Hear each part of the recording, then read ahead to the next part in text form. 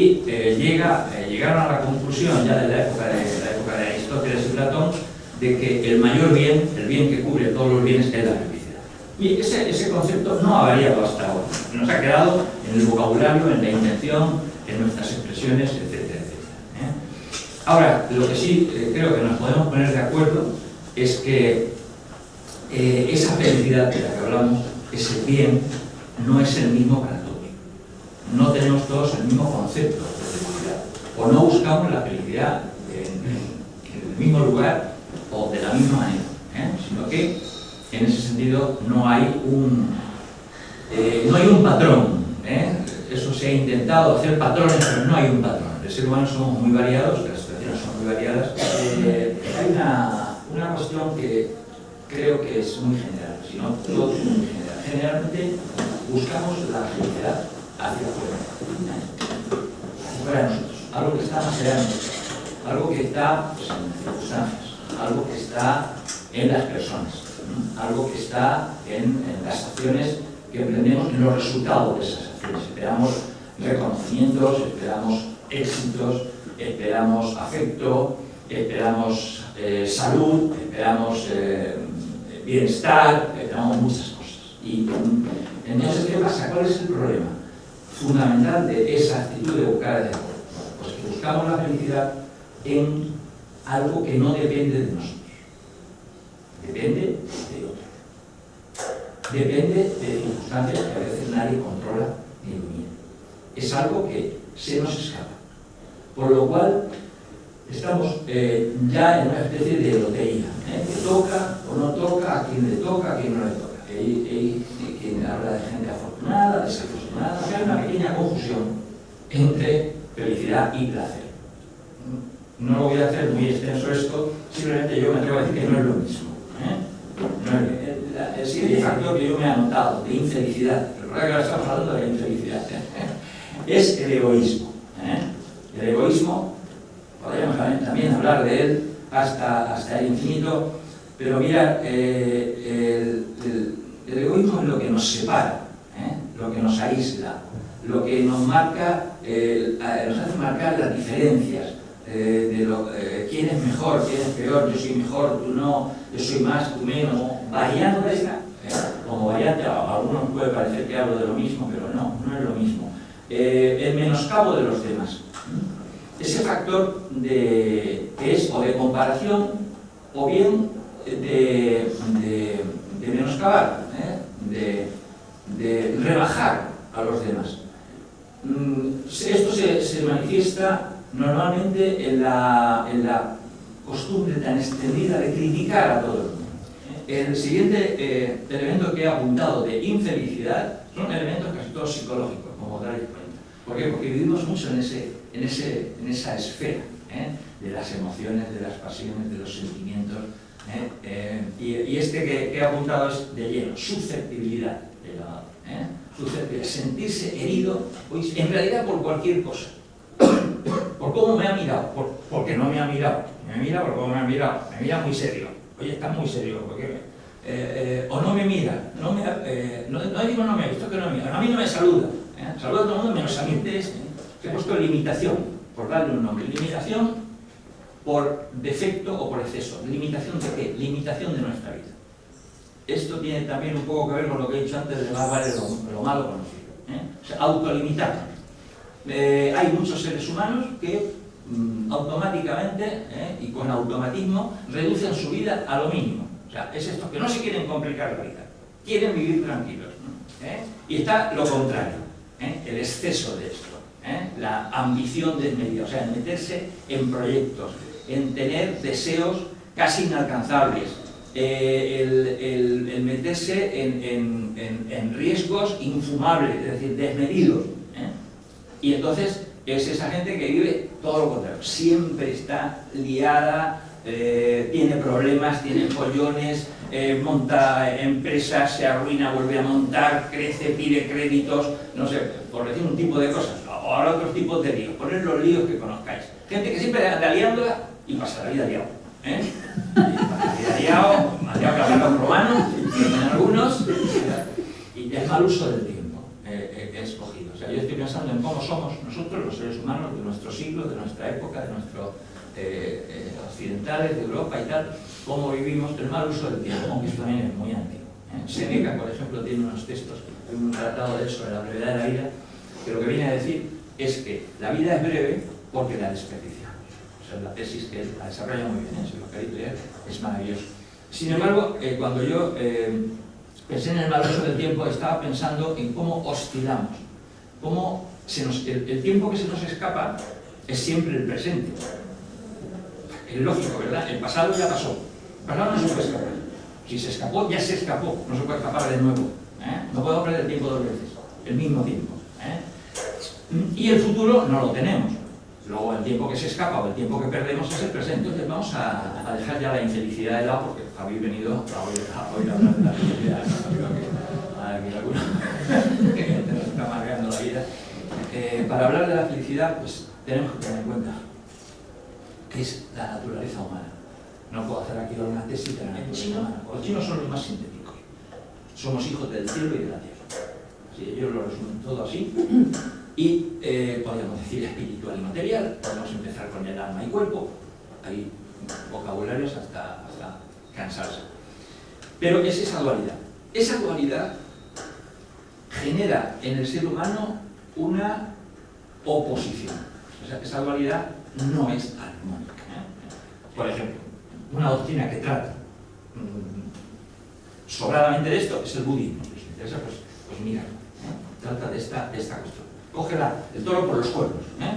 Desde ahí, mira, la vida es dolor. Vamos a cogerla desde aquí a ver qué se puede hacer. Yo no voy a dar ahora una clase de budismo.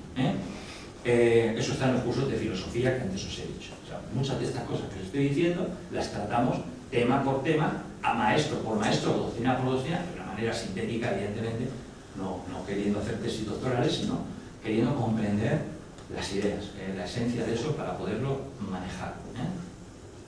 Entonces, el resultado de eso, pues que no hay paz en nosotros. Nosotros buscamos la paz, pero en nosotros no hay paz. Hay una inquietud de fondo, que sea sorda, constante, un rumor de fondo, que lo podemos intentar cubrir de muchas maneras, pero estamos cubriendo algo, estamos tapando. Además, es que se puede decir de otra manera, somos seres incompletos y seres limitados. Si queréis lo podéis ver por esta lógica. Alguien cree que es completo o ilimitado, somos incompletos, no voy a decir imperfecto, por eso ya me parece de perogrullo. Es decir, que yo no soy perfecto.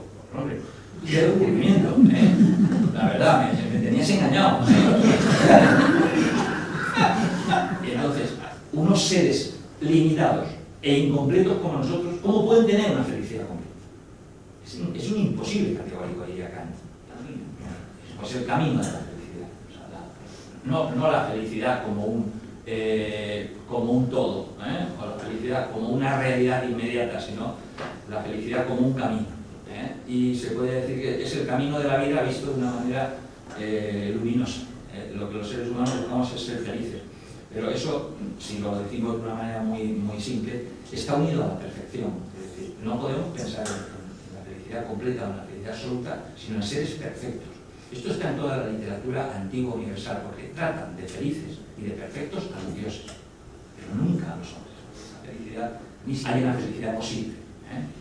Hay una felicidad posible, le podemos llamar una satisfacción, un bienestar, una conformidad consigo mismo, un acuerdo consigo mismo, con la vida, con el mundo. Es decir, se puede lograr un estado de, yo diría, serenidad, equilibrio, un estado proporcionado. Eso está al alcance de los seres humanos si aprendemos, como diría el Bhagavad Gita, el misterio de la acción. ¿Cómo accionar? La primera. Entonces, la felicidad va asociada, he dicho, a la acción, pues al movimiento, a la evolución, al crecimiento. O sea, somos seres, como somos seres imperfectos, como seres somos incompletos, somos seres dinámicos. Estamos caminando, estamos moviéndonos, estamos dentro de las leyes de la vida hacia algo. Ese movimiento, esa evolución, ese crecimiento debería llevarnos, debería interiorizarse. O sea, el segundo factor que he puesto le llamaría vida interior. El ser humano que va despertando poco a poco por dentro. Es decir, el viaje exterior se va transformando en viaje interior, nos vamos moviendo interiormente. El moverse interiormente implica construirse, y ese construirse es el que nos lleva al conocimiento de nosotros mismos. Todo esto no lo puedo desarrollar mucho, pero un ser humano,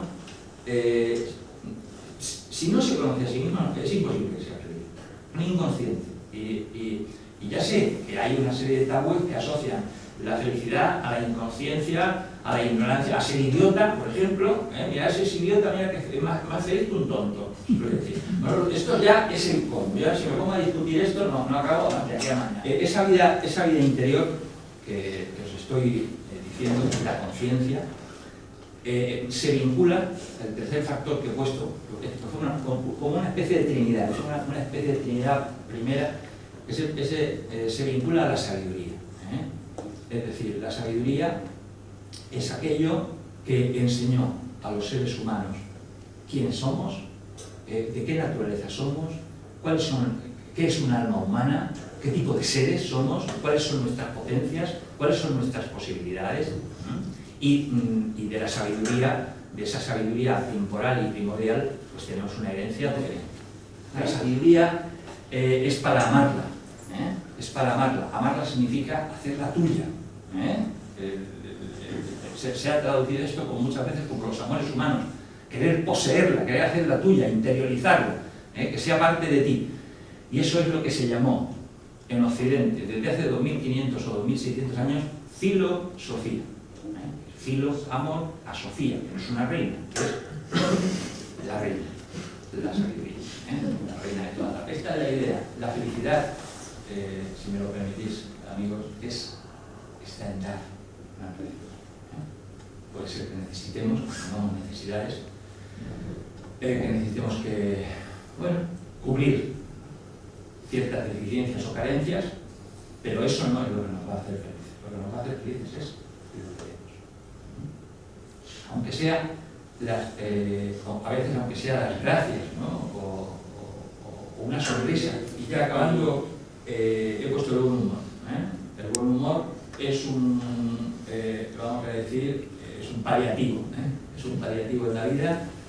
No es lo mismo que la felicidad, pero ayuda, le quita peso a la vida, le quita gravedad, algo que todos podemos tener y que deberíamos tener, que es la dignidad. Como seres humanos nos corresponde una dignidad que nos es natural, pero que tampoco nos la van a dar, no son las dignidades que se conceden. Hablo de una dignidad que proviene de la propia evaluación, de que nos podamos valorar con justicia y tener dignidad, una dignidad básica, una dignidad que va asociada al respeto, que va asociada a la serenidad, a la sensatez, porque la perderíamos con cualquiera de esos fuertes desequilibrios, ¿no? A cierta tranquilidad interna, no la tranquilidad del sillón, sino la tranquilidad del alma, a cierta seguridad en nosotros mismos y en la vida. Así que muchas gracias y